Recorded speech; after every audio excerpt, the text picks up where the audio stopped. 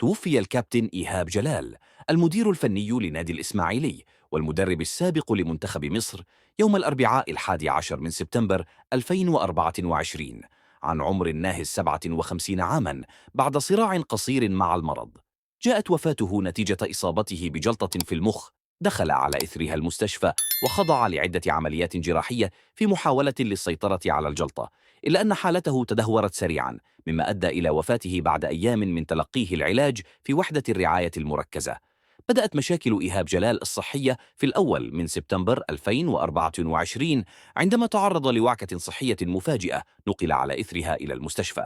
تم تشخيصه بإصابته بجلطة في المخ، وهي حالة طبية خطيرة تستلزم تدخلا سريعا.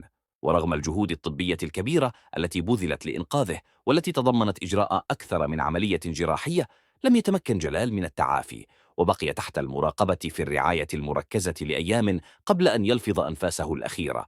وفاة إيهاب جلال أثارت حالة من الحزن في الأوساط الرياضية المصرية، حيث قدمت العديد من الأندية الكبيرة مثل الأهلي والزمالك والمصري البورسعيدي تعازيها لعائلة الفقيد.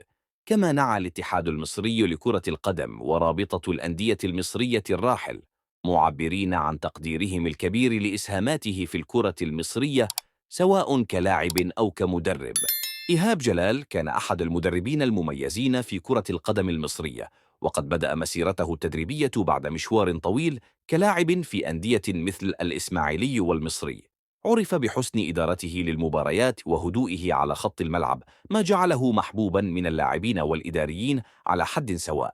ومن أبرز المحطات في مسيرته التدريبية توليه قيادة المنتخب المصري لفترة قصيرة قبل أن يعود لتدريب أندية مثل الإسماعيلي والمقاصة.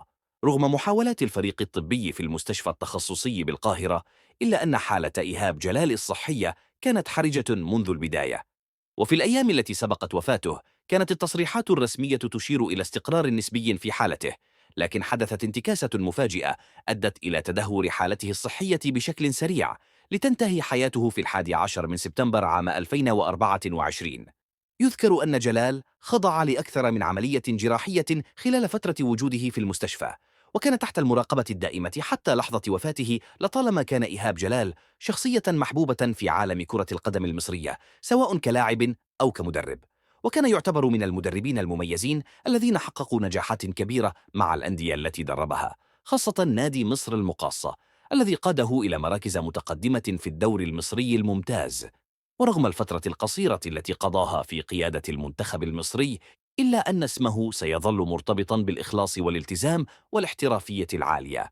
برحيل إيهاب جلال تفقد الكرة المصرية واحدا من أبرز مدربيها في العصر الحديث، وسيظل إرثه الرياضي خالدا في ذاكرة الأندية واللاعبين الذين عمل معهم. رحم الله إيهاب جلال وأسكنه فسيح جناته، وألهم عائلته ومحبيه الصبر والسلوان.